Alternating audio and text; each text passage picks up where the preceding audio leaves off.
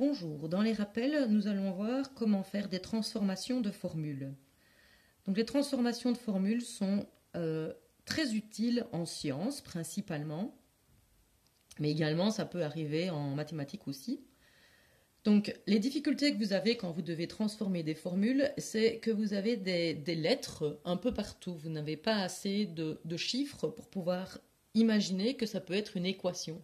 En fait, c'est le même principe que les équations. Si par exemple j'ai A qui est égal à B sur C et qu'on me demande de trouver C, de réécrire cette formule-là en commençant par C. Alors, il y a plusieurs façons de faire, mais quand on est dans un type de produit quotient simple, c'est-à-dire qu'il n'y a pas d'addition ou de soustraction, que ici c'est assez clair, on peut utiliser le petit système de la pyramide, qui est assez simple à utiliser. Donc, ce système de pyramide, c'est on repère ce qui est au numérateur, ce qui est au dénominateur. Donc ici, B est au numérateur, C est au dénominateur. Et A n'est ni l'un ni l'autre, donc on le met dans la case qui est libérée. Et puis, si on veut trouver combien vaut C, C, c'est B sur A.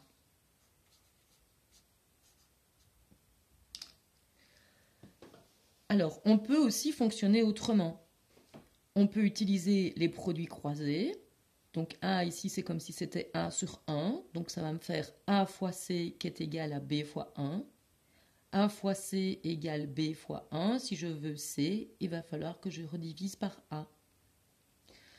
Si je suis dans un système comme ceci, je peux aussi utiliser la pyramide. E et F sont, donc ici on voit qu'il n'y a pas de numérateur, de dénominateur, mais E et F sont au même niveau d'égalité. Donc on va les mettre au même niveau d'égalité.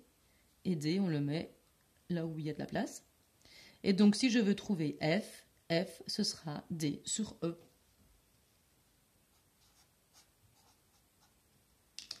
Alors on n'est pas obligé d'utiliser la pyramide. Si vous voulez trouver F, ici, il vous faudra diviser par E, puisque vous voulez isoler F. Et si vous divisez par E, vous allez diviser par E aussi l'autre terme, et donc vous allez avoir D sur E.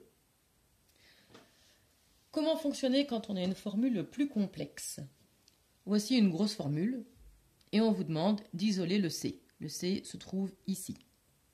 Donc il va falloir qu'on procède par plusieurs étapes. Ce qu'il faut bien garder en tête, c'est PEMDAS, donc la priorité des opérations, parce qu'il va falloir l'utiliser à l'envers. Comme quand vous faites une équation finalement, quand vous devez isoler une inconnue, ce qu'on fait ici, on veut isoler le C, quand vous voulez isoler une inconnue, vous allez utiliser PEMDAS mais à l'envers. Alors, qu'est-ce que ça veut dire ça? Ça veut dire que je vais d'abord regarder s'il y a des additions et des soustractions. Alors ici, j'ai une addition, mais elle est dans une parenthèse, donc elle est coincée. On ne peut pas l'utiliser comme ceci. Ici, j'ai une soustraction, elle n'est pas coincée par une parenthèse, donc je vais pouvoir l'utiliser. Donc je vais,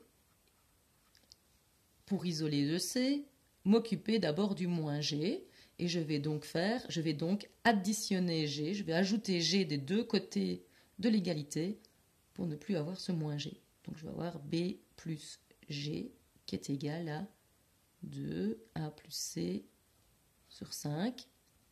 Puis je n'ai pas le moins G évidemment puisque j'ai fait plus G. Ensuite, je regarde, est-ce que j'ai une addition, une soustraction? Oui, j'ai encore une addition ici, mais de nouveau, elle est coincée avec ses parenthèses et avec d'autres choses. Est-ce que j'ai une multiplication, une division? Oui, c'est le cas, j'ai une multiplication, une division. Donc je vais d'abord m'en occuper. J'ai une division, en général, je n'aime pas trop avoir des barres de fractions. Donc je vais essayer de l'éliminer. Pour ne plus diviser par 5, je vais multiplier les deux membres par 5. Donc 5, B plus G égale 2, A plus C. Divisé par 5 fois 5, ça va se simplifier. Attention qu'ici, le 5 va multiplier tout ceci. Donc il va falloir que je rajoute des parenthèses pour que ça multiplie bien tout. Ensuite, je retourne ici, je vois que j'ai encore une multiplication. Je vais donc devoir utiliser cette multiplication et je vais m'en débarrasser en divisant les deux membres par 2. Donc ici, je vais tout diviser par 2 et il reste A plus C. Les parenthèses ici ne servent plus à rien puisque je multiplie plus A plus C par quoi que ce soit. Donc ici, elles ne servent à rien. Est-ce que maintenant, je recommence, est-ce que j'ai une addition, une soustraction? Oui, j'ai une addition. Je veux isoler le C. Je vais donc faire moins A des deux côtés, dans les deux membres.